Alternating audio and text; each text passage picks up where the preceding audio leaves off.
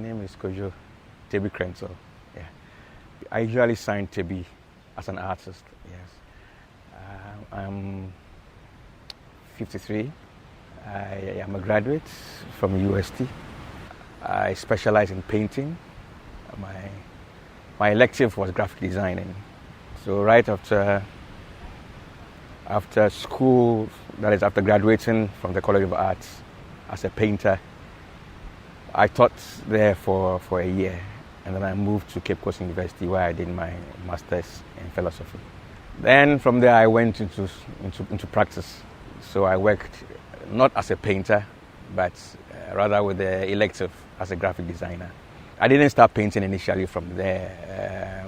I was still into branding. So most of the ATMs, the way we see it today, well, I'm proud to say I'm the one who started it. I've been painting for about 4 years now, consistently painting. Yes. Back then I was painting, on and off, but I went fully into painting about 4 years ago. My inspiration, it comes from my surroundings.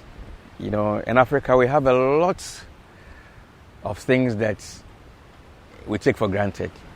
Yeah. So for instance, you see somebody carrying a little sister at the back. The mommy is gone to the farm. That scenario for me, I derive a lot of inspiration from it. And that translates into my paintings. So for most of the paintings, not these murals, but most of my paintings that I do, they are themes that I pick from the environment. We have different medium in painting. Some use watercolors, some use acrylic paints, some use oils. Okay, and all these things, they fall under picture making. I can use acrylics, I can use oil, I can use watercolors. Sometimes I can use crayon or pastel. At the end of the day, I'm making a picture. Okay, but when you normally do paintings on a smaller scale, you don't stress that much. The proportions come to you readily. You don't struggle to get things, the semblance and things, you don't struggle to do it. But the moment you go on the main wall like this, yes, this one panel, the smallest panel you are seeing is about 8 feet by 10 feet. And for you to get the semblance of somebody there, you need an exceptional skill. I move gradually into murals, and this is my second batch, and it's a very big leap because most people will just do one mural and then they'll retire. If you can count, I've done over 9 murals here. Here at the Sankofa murals, we focused mainly on personalities. So we can see behind me we have Malcolm X, and then we also have Kwame Nkrumah, we have Fela, and then what I'm currently working on is Bob Marley. Yeah, and that happens to be the last panel that I've been working on. Now, the major problem that I have, when you're painting a canvas, at the point you can pick up the canvas and turn it because you want to apply the color in a certain way. This is a wall, and it's so huge, you can't move it. So you have to stand and adapt ways by which you can easily put your thoughts on the support. In Africa, in Ghana, people don't appreciate art.